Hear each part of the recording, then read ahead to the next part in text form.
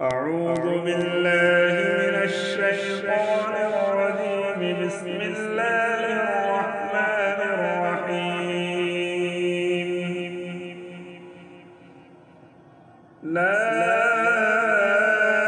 أقسم بيوم القيامة ولا أقسم بالنفس اللوامة. أيحسب الإنسان أن لن نجمع عظامه بلى قادرين على أن نسوي بنانه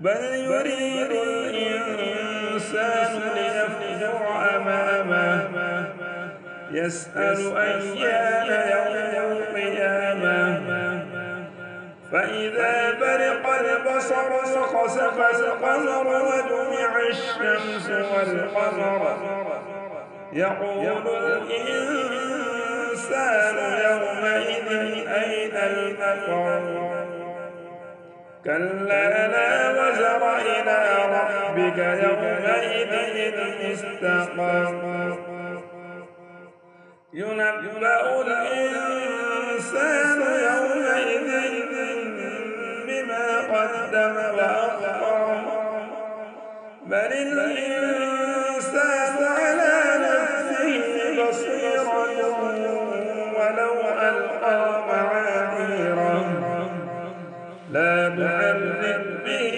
لسانك لتعجل به إن علينا جمعه وقرآنه فإذا قرأناه فاتبع قرآنه ثم إن علينا بيانه كلا بل تحبون العاجلة وتذرون الآخرة وجوه يومئذ ناظرة إلى ربها ناظرة ووجوه يومئذ باسرة تظن أن يفعل بها فاقرة كلا إذا بلغت التراقي وقيل